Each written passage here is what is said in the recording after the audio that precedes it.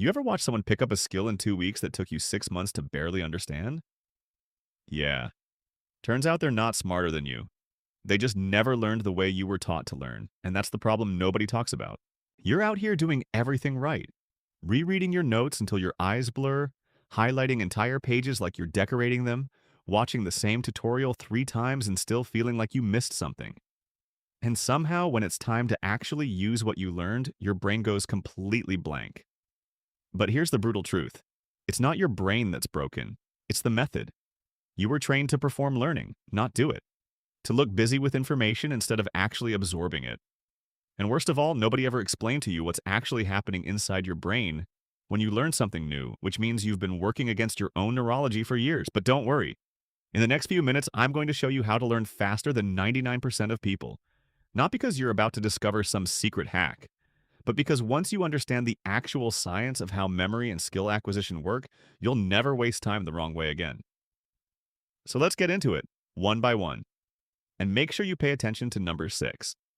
Method number 1. Engage multiple senses or keep learning at half speed. Here's something most people treat as optional that is actually fundamental. The more sensory channels you engage while learning, the stronger and more redundant the neural encoding becomes.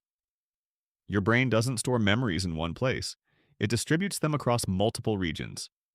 Visual cortex, auditory cortex, motor cortex, emotional centers. Each sensory channel that gets involved during encoding creates another retrieval pathway. More pathways means the memory is more accessible from more angles, which means it's harder to forget. This is why people who read about something, talk about it, draw a rough diagram of it, and then try to use it in a conversation retain it at dramatically higher rates than people who only read about it. You're not doing 4 things. You're building 4 different routes to the same destination. So when you're learning something new, don't just read it. Say it out loud. Draw a rough sketch of how the ideas connect. Write a summary in your own words without looking. Explain it in a voice note while walking. Each of these isn't extra work. Each one is another anchor point that makes the information harder to lose. Method number 2. Apply it immediately or lose it. Here's something the education system almost never builds in. The gap between knowing something and being able to use it is massive. And the only bridge across that gap is immediate application. Your brain doesn't consolidate abstract information the same way it consolidates experiential information. When you read about how to ride a bike, a certain set of neural pathways activate. When you actually get on a bike and wobble and correct and wobble again, an entirely different and far more durable set of pathways gets built. Your brain stores information differently when it's attached to an experience than when it's attached to a page. This is why people who learn a language through conversation retain it dramatically better than people who study grammar rules in isolation. The vocabulary isn't just a word anymore. It's attached to a moment, an emotion, a specific interaction. That contextual anchor is what makes it retrievable years later. So whatever you're learning right now, find the smallest possible way to use it today. Learning copywriting? Write 1 paragraph and show someone. Learning a historical concept? Explain how it connects to something happening right now. You don't need to master it before you apply it. Application is part of the mastery process, not the reward at the end of it. Method number 3. Gamify your learning, but do it right. Now here's where I want to be honest with you about something. Gamification works when the reward is tied to actual progress, not just to time spent. If you give yourself a reward every time you sit at a desk for 30 minutes, you're training yourself to sit at a desk.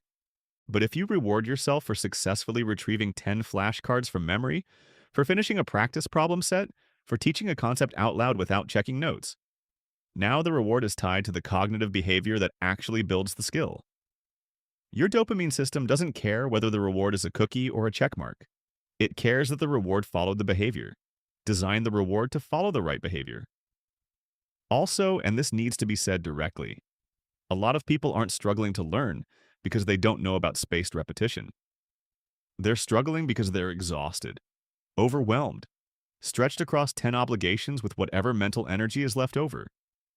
If that's you, the answer isn't 10 new methods. It's 1. Pick the single smallest change from this video and do only that one thing for 2 weeks. Build the foothold before you build the staircase. Method number 4. use spaced repetition, or keep forgetting everything forever. Here's what's actually happening in your brain when you learn something. The moment you encounter new information, your brain encodes it as a weak neural connection. Fragile, temporary. If you never revisit it, that connection fades. This is what German psychologist Hermann Ebbinghaus mapped in the 1880s, and it's still one of the most replicated findings in all of cognitive science. The forgetting curve. Within 24 hours of learning something, most people have forgotten between 50 and 80% of it. Within a week, nearly all of it is gone unless something triggered a revisit. Here's what that means practically. Every time you cram the night before, you are working directly against your brain's consolidation process. You're pouring water into a bucket with holes and wondering why it's empty by morning. The fix is spaced repetition. Instead of reviewing material once for a long time, you review it multiple times over increasing intervals. Once after 1 day, again after 3 days, again after a week, again after 2 weeks. Each time you successfully retrieve the information, the neural connection strengthens and the next forgetting curve resets at a higher baseline. The information moves from fragile short-term encoding to durable long-term storage. This isn't a study tip. It's how memory biologically works. You don't need an app. You need the habit of returning to things before you feel ready to. Review it when it still feels slightly familiar, not when it's completely gone. That interval right at the edge of forgetting is where the strongest consolidation happens. Method number 5. Teach it or admit you don't know it. If you can explain something simply, you understand it. If you can only explain it using the same words the textbook used, you've memorized it. Those are not the same thing. When you try to teach a concept to someone who knows nothing about it, your brain is forced to do something it almost never does during regular studying.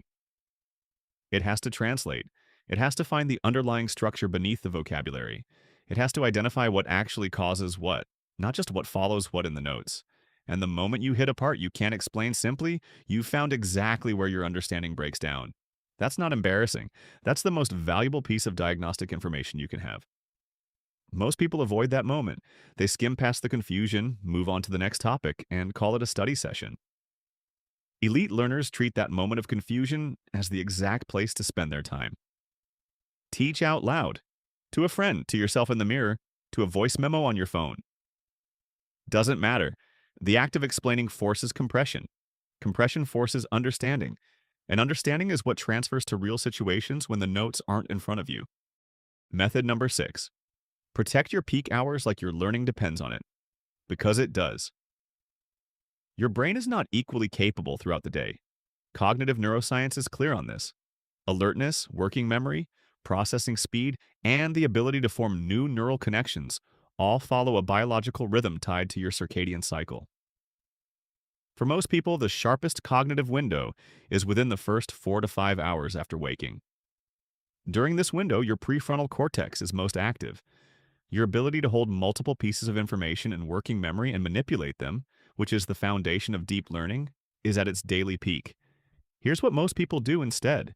They spend those peak hours on email, on social media, on low-stakes administrative tasks that feel productive but require almost no cognitive depth. Then, when their brain is entering its natural afternoon dip, they sit down to learn something genuinely hard and wonder why nothing sticks. The fix is simple but requires actual prioritization.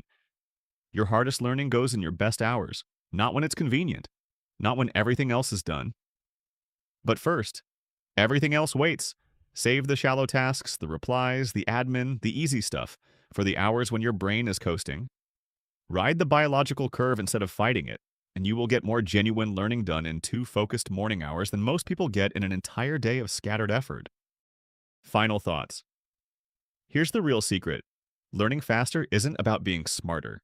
It's about working with your brain instead of against it. Everything in this video is grounded in how memory and skill acquisition actually work at a biological level. Spaced repetition works because of how neural consolidation happens during sleep. Immediate application works because contextual encoding is more durable than abstract encoding. Teaching works because compression forces genuine understanding. Multisensory engagement works because redundant encoding creates more retrieval pathways. This is just mechanics. And here's the thing about mechanics. They work even when you're not feeling inspired. Even when you're tired and would rather do literally anything else, because the method is doing the work that your mood used to have to do. You want to learn faster than 99% of people? Stop waiting until you understand something to apply it, and start applying it to understand it. Most people confuse familiarity with knowledge. Don't be most people. And if this video changed how you think about learning even slightly, subscribe and share it with someone who's still highlighting textbooks in 5 different colors and wondering why nothing sticks. They don't need more effort. They need a better method.